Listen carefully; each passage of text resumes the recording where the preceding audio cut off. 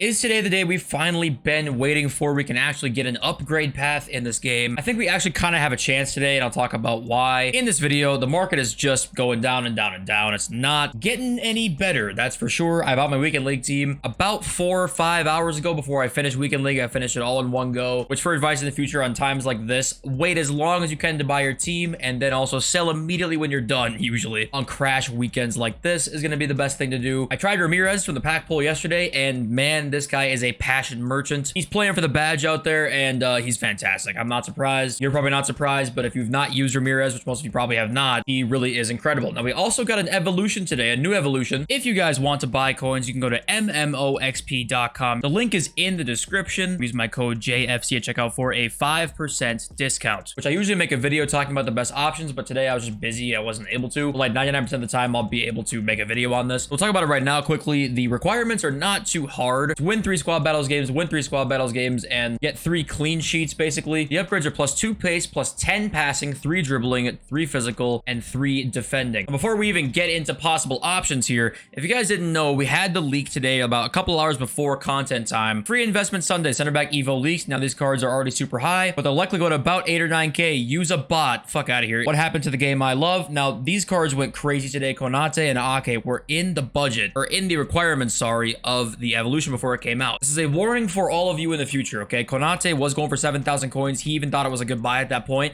and he might have actually been if it was a different upgrade. But the problem is, Konate is now 1,100 coins, and the reason being is because this evolution just didn't upgrade pace and defending and physical too much. It just wasn't very good, to be honest with you. I have Konate in the club here, and let's go and look at what his card would look like if I did this evolution with him. Right here, you're looking at a Konate card that is a little bit better. You know, it's got 79 pace now, but 85 defending and 85 physical. Like, that's not an insane card. So for the future, if you have leaked requirements for an evolution, you don't know exactly what the upgrade's gonna look like. It's not guaranteed profit. It could work out extremely well, but it's way riskier than you realize, honestly. So right off the bat, I'm gonna tell you right now, your best option is probably going to be a Kanji or Gavardiol. Looking at Gavardiol's card here, you know, he's got a playstyle plus, which adds, you know, even more of a reason to complete this card, and he just looks pretty good.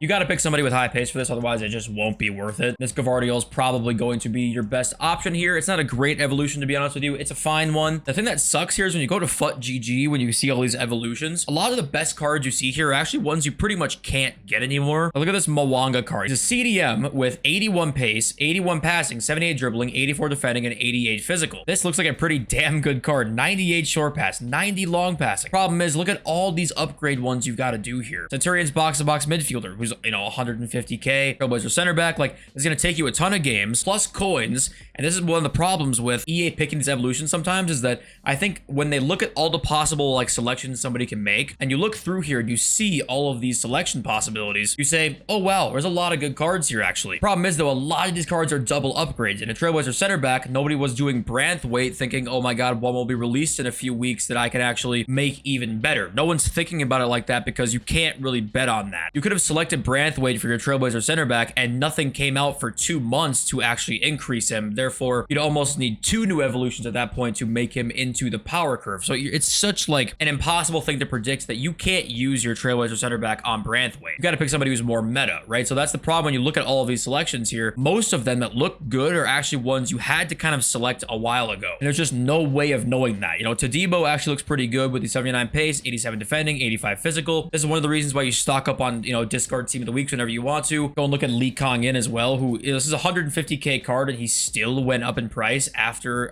he went out of packs because of this new evolution. It's only 20,000 coins now, but he was way up to like 25, 30K for that first like hour or two after he was released because of the fact that he's like the best one. So this is why you stack up or stock up on discard informs every once in a while that look kind of usable, has some good links, because it's just a matter of time until you have 1 or 2 of them that can go crazy in price. Discard informs once in a while that look semi-usable, right? And I understand Trailblazer center back is still out. I understand that, but most people have already done this by now. So yeah, I think obviously evolutions, I say this a lot, I think are a great addition to the game. Honestly, they're an incredible addition. They're just executed like not at all to the potential that they could be, in my opinion, right now. Before we get into the leaks, once again, guys, almost always selling the hype, okay? Even if Konate happened to end up going to 10,000 coins, you could have sold at 7 or 8K, and oh well, you missed out on 2,000 coins. You made 8K on a card that was 800 coins like 30 minutes ago. There's almost never a time where selling in the hype is not the right idea. So making coins off Evos, you see leaked requirements, just go and sell them if they're up huge. We got another pretty good SBC on the way. It is Thiago Silva for Centurions. Stats are just predicted, but this is another SBC added in that looks good. And this is why I'm saying, good God, we need an upgrade path because we cannot complete these SBCs. Nobody has the fodder to complete more than one of them. I'll tell you that much right now. And we have Alvaro Negredo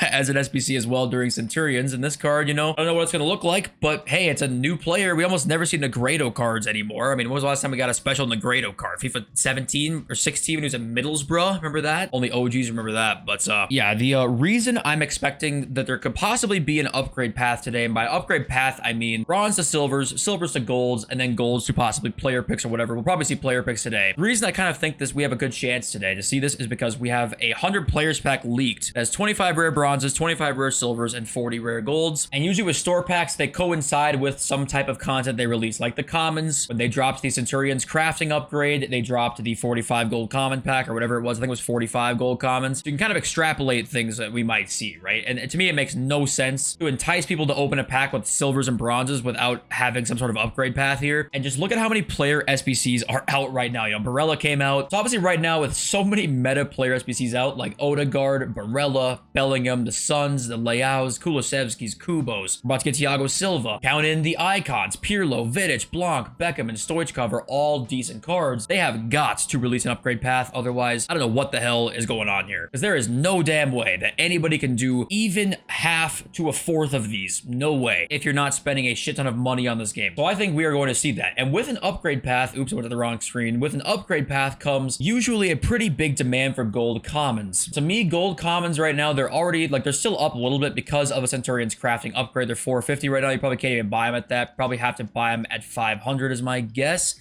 Yeah, you can buy 500 coins. There's a chance these go up to like 700 if we get player picks today and a sort of crafting upgrade, because those Centurions crafting upgrades that they released that are repeatable 100 times, they're out for like 20 something more days. So gold commons base price, you can kind of take into effect that it's probably gonna be 450 until we see that SBC go away. So you have to count in, this is a little bit higher than floor, but it's more toward the floor of these gold commons than you might think. These could actually rise a shit ton. Same thing with silvers and bronzes. I mean, they could too. You could see silvers like being more than 200 coins easily. There were many times last year where silvers were like 500 each, 450 for even commons from random leagues. If you want a really low budget investment, that's going to be tedious, but you could double your money in overnight. Whenever an upgrade path comes out, I would not be shocked to see silvers rise. And also, hey, League SBCs, okay?